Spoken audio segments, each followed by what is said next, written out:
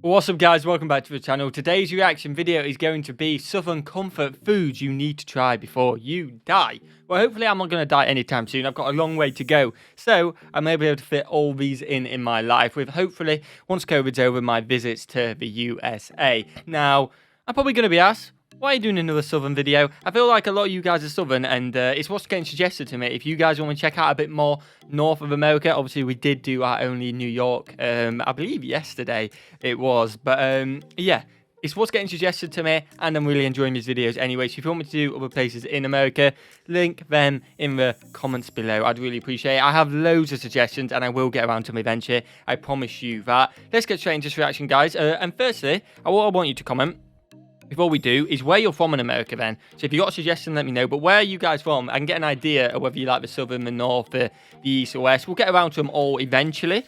It's a nice little idea. So let me know where you're from in the US. If you don't want it, that's absolutely fine. And let's get straight into the southern comfort foods you need to try before you die. Now, you guys know I'm a little bit picky. Not a fish eater. And anything that looks pretty grim, I'm not picky about. But don't get me wrong. I'll give it a go one day. This is all just off appearance and what I've been told it tastes like. I'll give it a go one day. Let's get straight into it. Hit that like button. I would really appreciate it, guys.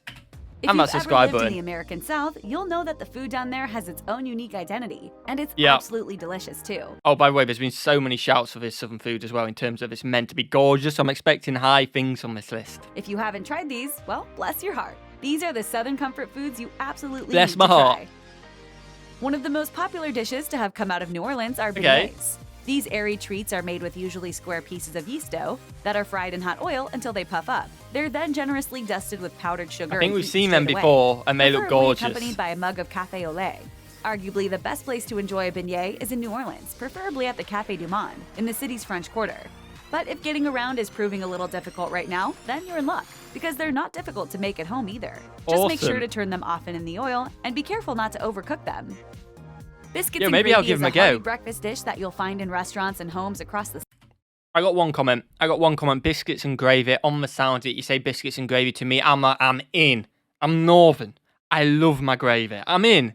Biscuits. I know you guys call biscuits different to what we call biscuits, but I believe on the right lines. I know what you're on about. That's not the gravy, is it? That's my issue. That does not look like traditional beef or chicken gravy. Again, it may be some weird, stunning gravy I've never heard of general looks, and just it's unusual to me. I've got to say, I'm alright. I'll pass. Maybe we'll see a better one in a second. South. But it may be gorgeous. Biscuits are smothered in white gravy, which is made from pork sausage drippings, milk, and flour. The gravy is seasoned with black pepper and typically includes pieces of the breakfast sausage too, making it even more flavorful. The good news is that sausage gravy is easy to make at home, and there are plenty of different recipes available online. Failing that, you could pick up some of the ready-mix packets at the grocery store, although you'll really want to try the homemade stuff at least once. As for the biscuits, if making them from scratch just isn't feasible, the Pillsbury ones you pop open and bake will work just fine. Just don't let a southerner catch you taking those shortcuts. Okay, so I'm persuaded a little bit. Kind of bland compared to roasted peanuts. A lot of people have told me about these boiled peanuts, and I definitely got to give it a go one day. They sound grim. I can't imagine it in my head, but this one I mentioned in my Water's Word video about just the southern things you don't do there. And yeah, no, definitely want to give them a go one day. It sounds grim. You guys explained it though, and I could give it a go. But don't judge a book by its cover. Exactly. These are actually really good. They're made by taking raw peanuts and boiling them for hours in salty water over a fire until the shells turn soggy. These peanuts are then sold at roadside stands all over the South, where residents and tourists alike enjoy them, often with bottles of Coke or sweet tea. For what it's worth, it's usually best to munch on boiled peanuts outdoors, so you can easily spit out their soggy shells, because it's nearly impossible to crack them open with your hands. See, you know, I'm starting to get persuaded by it. You guys have explained to me, then you get the stand, it's easier to eat them outside so you can spit out the soggy shells. I ain't about soggy shells, but I'll still give it a go. But, I mean, swings and roundabouts here. Of course, some people opt to eat these peanuts whole, shells and all. But oh, wow. That's one heck of an acquired taste. Okay. For centuries, people have been making use of their stale bread by creating their own kinds of bread pudding. Often made with bread, cream, eggs, sugar, spices, and raisins, modern bread pudding is the heartiest of comfort foods. Sounds and should do wonders for warming you up on a cold and dreary day. I like that. How do you make bread pudding even better? Just add bourbon. In the South, people often... Okay, I like the bourbon shot. I thought I was going to say gravy. It looked like gravy for a second. I was like, I'm in. Gravy have sold me. But bourbon, yeah, I'll take that as well. Add a few dashes of bourbon to a number of different recipes. Awesome. And bread pudding is one of them. The bourbon combines with the cream and sugar to create a thick, warm sauce that is drizzled over the warm bread pudding right before serving. Nice. Brunswick stew is a hearty, tomato-based stew that's hugely popular in the South.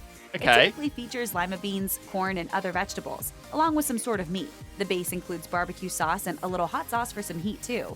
Early versions of the stew use squirrel meat, but if you're not brave enough to keep it authentic, you can always substitute the squirrel with rabbit, chicken, or just about anything else. Virginians claim the stew originated in their Brunswick County, while Georgians will tell you it was first made in the city of Brunswick, Georgia. Wherever it came from, however, it's a truly delicious comfort food that'll easily take the chill out of a wintry day. Grab some cornbread, or a loaf of any crusty bread for that matter, to sop up all the southern goodness. I don't think I'll like it, but I'll give it a go. Catfish is a simple dish that's available at most restaurants that serve fish in the South. And the good news is that catfish is pretty good for you, since it's high in omega-3 fatty acids and low in mercury. If you can't find it at a restaurant near you, however, your grocery store may offer farmed catfish, which is also typically clean and nutritious. Catfish is easy enough to prepare. Dip it in milk, dredge it in seasoned cornmeal, and fry it in hot oil. It only takes a few minutes to get it golden brown on the outside and beautifully flaky on the inside. Add a squirt of lemon and a side of rice, then start chowing down. Pure bliss. I'm not a fish eater, but I imagine you like it. There's nothing like a bowl of chicken and dumplings. Again, I'm not really a dumpling eater either. Okay, I get it, guys. I am a very fussy eater. Why am I watching a food video? You guys wanted it.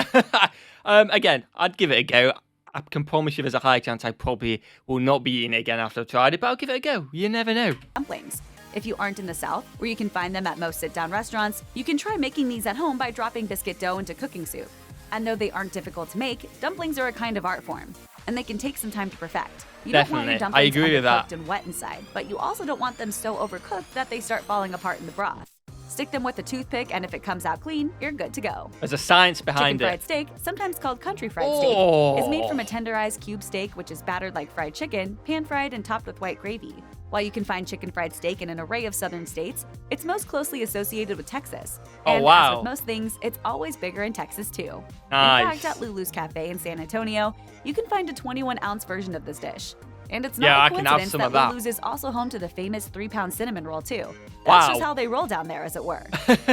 For your next Super Bowl party, why not forego the wings and serve up a batch of southern fried chicken gizzards instead? That sounds gorgeous. Believe it or not, your guests might thank you for it. Okay, so you probably don't want to think too much about what a gizzard is, but that'll be easy enough to do once you realize how good it tastes. You can cook gizzards in a number of ways, but it's best to boil them first. Are we inferring that this is the dangly down bit on a chicken? Is that what we're inferring here? We have literally chickens, like we have 40 chickens.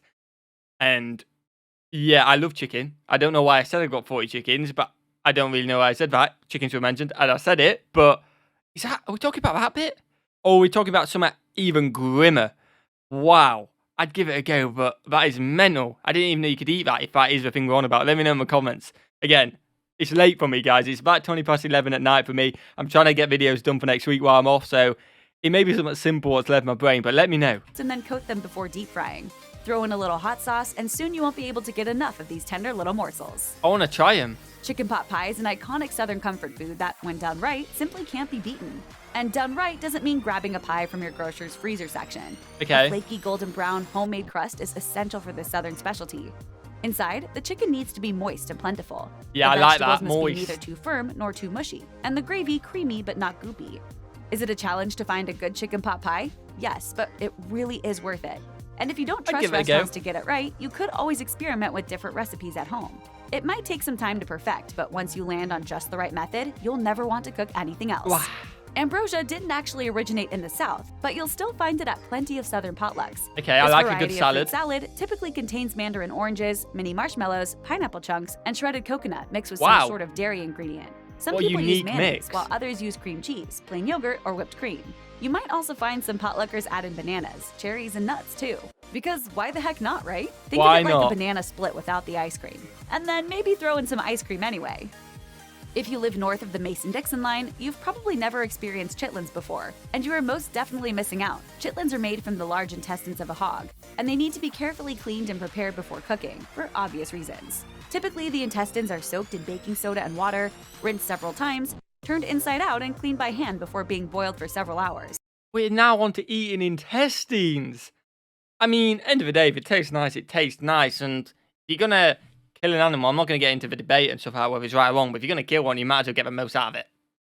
If it's going to be dead anyway, you may as well not bin the intestines. You may as well cook them and eat them. I guess that's the logic. I'd give them a go. I'm intrigued. I am very intrigued. It's like a little bush tucker trowel. Which, do you guys know what bush tucker trowels are? If you don't, search up I'm a Celebrity, Get Me Out of Here, Ant and Deg, bush tucker trowel, and you'll see like just some weird celebrities eating weird stuff. I don't know if you've ever seen I'm a Celebrity. I really don't know. And just in case you're doing this at home, be warned. Chitlins smell truly disgusting while they are boiling, so put some onion and lemon in the water to tone down the odor.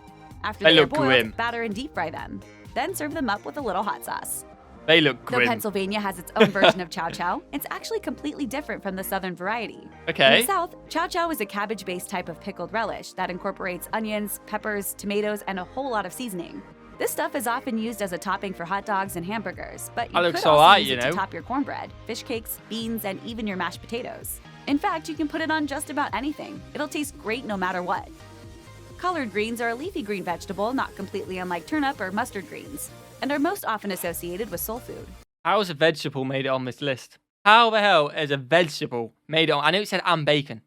How has it made it? I'm a bit disappointed. How has it made it onto the list? It's just a vegetable. It's just a vegetable. Let me know what you guys think of that in the comments. They can be bitter and tough if not cooked properly. But if they're done right, then they'll make the perfect side dish to any southern meal. After washing them well, chop the leaves into inch-long pieces, then simmer them in water. People often throw a ham bone into the pot, along with garlic and onion for a little extra flavor.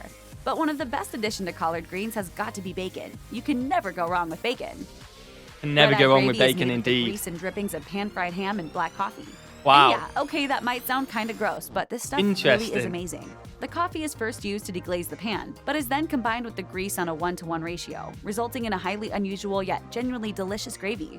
You can pour the simple gravy over your ham, potatoes, rice, or grits, but many folk choose to simply sop it up with biscuits. Nice. Crawfish, crayfish, crawdads, or mudbugs, whatever you call them in your neck of the woods, these freshwater crustaceans are some of the tastiest seafood out there. Of course, you can eat crawfish meat dipped in drawn butter, just like you would with lobster. But if you ever find yourself in the Cajun areas of Louisiana, do yourself a favor and seek out crawfish etouffee. This is when crawfish meat in a spicy roux is poured over rice for an amazing dish with a seriously deep flavor. As simple as it sounds, you don't want to make fried chicken and waffles at home. Instead, fried chicken and waffles. Oh, I need to try me some of that. That sounds awesome. I love waffles. I love fried chicken. One's a breakfast thing. One is normally a dinner thing or tea thing. Combine them. Why not? I'm all for combining that. Over to one of the South's many awesome waffle establishments or diners, the places that really get it right. If you haven't experienced chicken and waffles before, it might seem like an unusual combination. I'll try it. Crispy on the outside and juicy on the inside, perfectly seasoned fried chicken makes a heavenly partner for a plate of buttery waffles. Nice. This is also an incredibly versatile dish and should work great for breakfast, lunch, dinner, or a late night snack. Like I said. Fried green tomatoes is a simple southern side dish that packs a big punch. The key when making fried green tomatoes is to avoid them turning into a soft, soggy mess. Check your unripened tomatoes are suitably firm, then cut them into 3/8 to half-inch slices, and soak them for an hour in a mixture of buttermilk and hot sauce. That's commitment. Dredge the tomatoes in a combination of cornmeal and cornstarch, then fry them in bacon grease over medium-high heat until they're crispy on the outside. But be careful not to overcook them. You can dip them in just about anything, but a remoulade with mayo, hot sauce, horseradish, and Cajun spices would be the ultimate authentic accompaniment. Oh, wow. I miss the smell of coffee and bacon frying. Oh, what I wouldn't give for a plate of fried green tomatoes. I don't know what movie that is. Let me know in the comments if you do know what it is. They seem popular. Again, I would never ever in my life have thought of frying tomatoes. I really would never have ever thought about that. Apparently it's a thing. And again, so many things I need to try, especially before I die. Again, like I said, I hope I've got a long time before then. But I need to try these. Whether I like them or not, I need to try them. Looking for something a little out of the ordinary to fill you up? Consider jambalaya, a favorite in Louisiana. Jambalaya is a mix of sausage, chicken, seafood, and vegetables, cooked in the same pot Minus with rice the seafood, stock. I'm down. Jambalaya contains tomatoes, while the Cajun version does not. Both, of course, are extremely tasty. Jambalaya. In Cajun jambalaya, in rural Louisiana, you might also find a variety of game meats used, as well as alligator, crayfish, and even turtle. All Alligator, man, Southerners wow. know that everything's better when you fry it, and okra is no exception. To make these golden nuggets of veggie goodness for yourself, slice your okra, dip it in buttermilk, and then coat it in cornmeal and season before What deep is frying. okra? The best thing here What is okra? Let me know. is that okra is seriously good for you, since it's low in calories and contains a great deal of fiber, potassium, Oh, wow. calcium, and vitamins. Nice. The hot brown sandwich originated at the restaurant in the Brown Hotel in Louisville, Kentucky in the 1920s, and it's still served there today. The hot brown is traditionally an open-faced turkey sandwich with tomatoes covered in Mornay sauce, which is baked, topped with bacon, and then broiled. Oh, that looks Some people nice. say it was originally created with peaches rather than tomatoes. Others swear it's a great hangover cure. Pretty much everyone agrees, however, that it's a genuine, bona fide, once-in-a-lifetime sandwich. Wow.